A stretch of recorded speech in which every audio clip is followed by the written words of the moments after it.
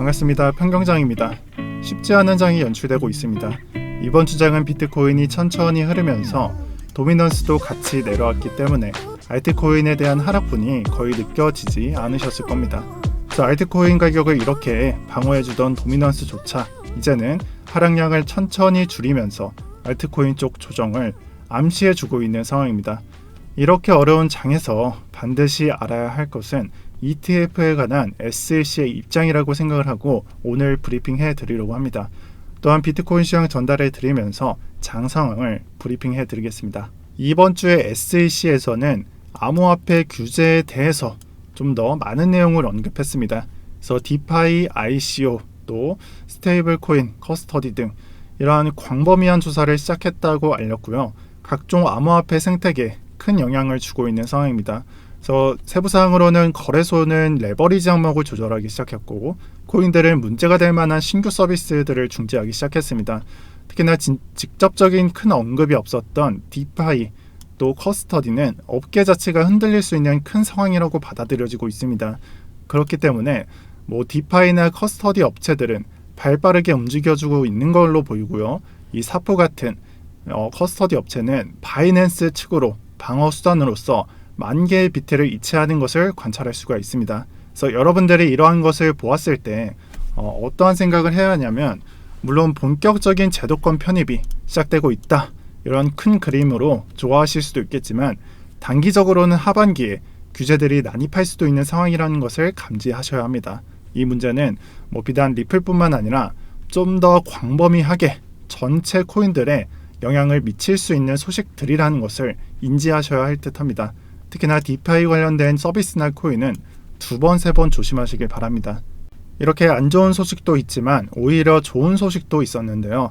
SEC에서는 비트코인 ETF를 계속해서 실제로 연기를 하고 또 이런 환경에서는 승인될 수 없다는 자세를 고수했었지만 앞으로는 CME 그룹의 비트코인 선물을 이용하는 ETF만큼은 개방성을 표명하였다라고 합니다. 이 말은 관련 ETF는 긍정적으로 검토하고 승인될 확률이 있다고 보는 거겠죠. 그래서 이 부분은 충분히 기대해 보셔도 좋을 듯합니다.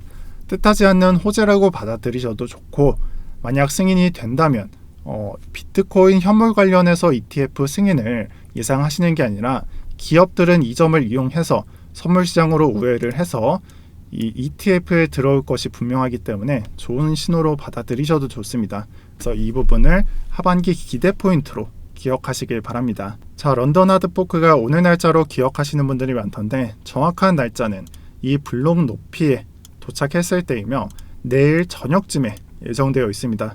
그래서 이더리움은 제가 따로 코멘트를 안 드려도 선반영이라는 소재상 지금부터 한 차례 눌린 이후 강세장을 유지할 것이라는 그림을 예상해 주시고요. 관련 영상으로는 전날 영상을 시청 부탁드리겠습니다. 여기에 더해서 메이저의 큰 업데이트로는 에이다가 9월에 스마트 컨트랙트 출시라는 큰 이벤트가 있습니다. 그래서 에이다의 고겐이라는 프로젝트에 해당하는 거고요.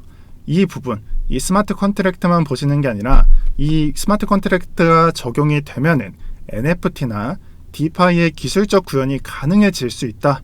이런 부분을 고려해 보시면 좋을 듯합니다. 그래서 물론 최근 일본 거래소 상장, 에이다의 상장이나 화이트리스트 등록으로 지금이 약반등이 나와 있는 상태지만 8월을 지나 9월에는 지금의 강세장이 유지가 된다면 이더리움의 뒤를 잇는 초메이저 코인이 되지 않을까 하는 생각을 하고 있고요. 저는 보유하시는 것도 좋다고 생각을 합니다. 또한 비트 해시값 관련해서는 분석 자료 공유 드리도록 하겠습니다. 일단 수치상으로는 중국 채굴 금지 이슈로 인한 하락분을 많이 극복한 것으로 보이고 이 부분이 중국의 채굴 장비나 채굴력이 다른 나라로 이동을 했다는 것을 의미합니다. 또한 많은 사이트 등에서 대리 채굴 등 서비스가 활발하게 늘어나고 있는 것을 볼 수가 있습니다. 그래서 명목상으로는 저는 이러한 움직임들이 굉장히 중요하다고 생각합니다. 이 강세장에서 필요 요건인 높은 해시값뿐만 아니라 중국에서 이 유럽이나 미국 등으로 이동하는 현상이 2달 전에는 악재였지만 서서히 호재로 작용이 되고 있다. 이렇게 보셔도 좋습니다. 자, 마지막으로는 시향 부분이 되겠습니다. 그래서 이 618로 표시되는 구간은 무난한 조정이 나오는 구역으로 이 되돌림 수치상 이 구간에서 지지를 해준다면 여기 42.5K까지 넘기는 그림을 예상해 주셔도 좋습니다. 하지만 지금의 가격을 본다면 이러한 반등세를 쉽게 생각해 볼 수가 없고, 또 이 지금의 구간이 뚫린다면은 이 36.5K의 매물대를 체크해 보셔야 할 듯합니다. 그래서 전체적으로는 지금에서 조정이 마무리가 된다면 전체적으로는 이렇게 그려질 것이고요. 하지만 지금 이 지지가 뚫린다면 38의 구간을 보셔야겠죠. 그래서 그려지는 그림으로는 횡보 이후 뚫리고 지지를 받아서 올리는 모습을 생각할 수가 있습니다. 그래서 이 두 가지의 시나리오가 작성이 되었고요. 이 부분을 생각해 보시면서 비트 무빙을 고려하셔서 매매를 하시는 게 좋겠습니다. 제 예상에는 이 두 번째 시나리오상 정말 하락량이 많아서 이 382 구간까지 가격이 내려온다면 알트코인으로서는 패닉셀 구간이 출현할 수도 있다고 보고 있습니다. 그래서 전체적으로는 이번 주는 올려놓은 다음 지지를 테스트하는 기간이니까 여러분들께서는 장에 대한 개입성을 조금 줄이시는 것을 추천을 드리겠습니다. 오늘 영상 여기까지 하겠고요. 이 지금 비트 그려드린 이 무빙을 잘 기억해 두셨다가 여러분들이 대응하시면 좋겠습니다.